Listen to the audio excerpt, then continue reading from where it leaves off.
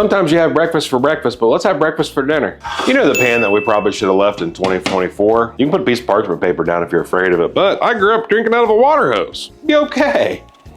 Ooh.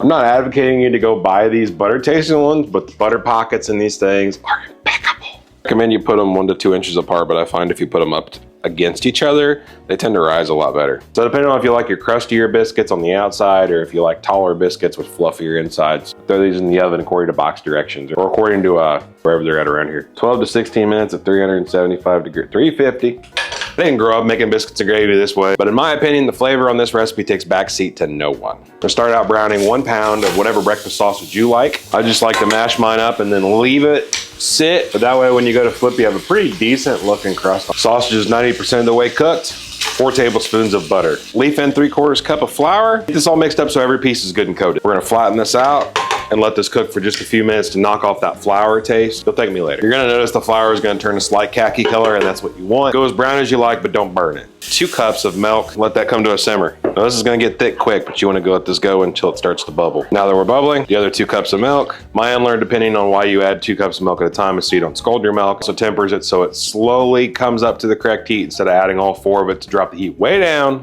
To have to bring it all the way back up. Kind of lessens your cooking time. Speaking of 30-minute meals, our 15 minutes on our biscuits is up. And they look good.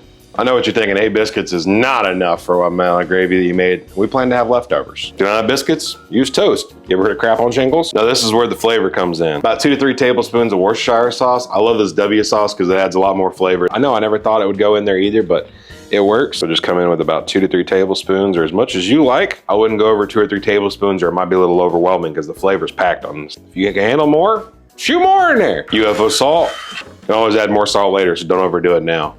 Extraterrestrial pepper.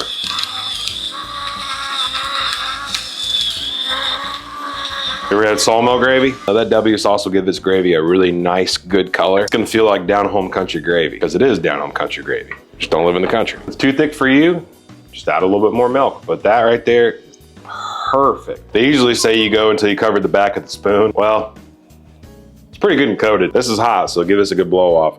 The dad quality check definitely passes. Yeah, on that W sauce, 2 tablespoons is the right amount for me. You might even go 1 tablespoon. I was serious about that flavor spread. Hot pad time. I don't know about you, but I'm excited to plate and try this. The only question left to answer is, are you a biscuit splitter or a biscuit breaker? Personally, I just like to split my biscuits. I think it just looks better on the plate. But a lot of people are biscuit breakers. They can all eat here. As long as everybody's fed, that's all that matters. Hot dog, that looks good. I got some really picky eaters in the house, but whenever I heard my kids had biscuits and gravy down in Sunday school and actually ate it, I got stoked. This isn't something you make every day, but definitely as a Saturday morning treat, they're gonna love it. Now, just being 100% honest with you, this meal is extremely nostalgic to me because like growing up, my stepmom always was the one to cook. The only time my dad ever actually stepped in the kitchen was on Saturdays when he was off work and made biscuits and gravy for us kids. Man, that's good. So Dad, appreciate you. If you need more easy meal ideas just like this one to make it through the week, make sure you go ahead and hit follow. I know the comments are gonna be filled with people talking about how unhealthy this dish is and whatever. If there's any takeaway from this that you should take is to build memories with your kids. Even if they decide they don't want to eat it, at least you took time out of your day to do something for your kid outside of just going to the drive-thru and throwing a couple bucks to somebody to hand you a bag. Somebody wants to hate on the relationship that you need to build between your kids, go ahead. You can hate on me. I'm here for it. Go make this one for your family. They're gonna like it. Besides, I got more rear end than you got teeth. Was that not the happy dance you were expecting? It's all in the hips. It's all in the hips. I probably should go wake the rest of the kids up and let them know breakfast is ready. They're still here. The video ended like 10 seconds ago. You can go whenever you want. You don't have to stay. Just remember, I'm not the one that made this awkward. That was you. Weather's nice outside. Don't forget to mow the yard. It's only a foot tall before the city gets a hold of it.